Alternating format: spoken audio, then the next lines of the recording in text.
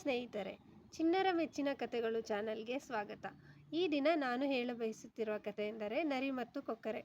ಒಂದು ಕಾಡಿನಲ್ಲಿ ಎಲ್ಲ ಪ್ರಾಣಿ ಪಕ್ಷಿಗಳು ಸಹಬಾಳ್ವೆಯಿಂದ ಬಾಳುತ್ತಿದ್ದವು. ಆ ಕಾಡಿನಲ್ಲಿ ನರಿ ಮತ್ತು ಕೊಕ್ಕರೆ ವಾಸವಾಗಿದ್ದವು. ಹೀಗೆ ಸಮಯ ನಡೆಯುತ್ತಿದ್ದಾಗ ನರಿ ಮತ್ತು ಕೊಕ್ಕರೆಗಳು ಎದುರಾದವು. ನರಿಯು ಕೊಕ್ಕರೆಯನ್ನು ತನ್ನ ಮನೆಗೆ ಆಹ್ವಾನಿಸಿತು.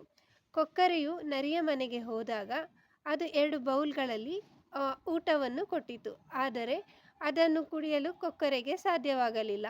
ನರಿಯು ಆರಾಮವಾಗಿ ಅದನ್ನು ತಿಂದಿತು. ಕೊಕ್ಕರೆ ಅಕ್ಕ, ನಿನಗೆ ಅದನ್ನು ತಿನ್ನಲು ಸಾಧ್ಯವಿಲ್ಲವೇ ಎಂದು ಒಳಗೊಳಗೆ ನಕ್ಕು ಸ್ವಲ್ಪ ಅವಮಾನಿಸಿತು.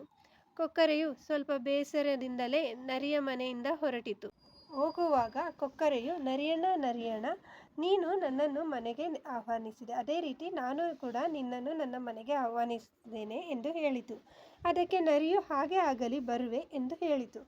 ಅದೇ ರೀತಿ ನರಿಯು ಕೂಡ ಒಮ್ಮೆ ಕೊಕ್ಕರೆಯ ಮನೆಗೆ ಹೋಯಿತು. ಅಲ್ಲಿ ಕೊಕ್ಕರೆಯು 2 ಜಾಡಿಗಳಲ್ಲಿ ಸೂಪನ್ನು ಕೊಟ್ಟಿತು. ಅದನ್ನು ಕುಡಿಯಲು ನರಿಯು ತುಂಬ ಒದ್ದಾಡಿತು.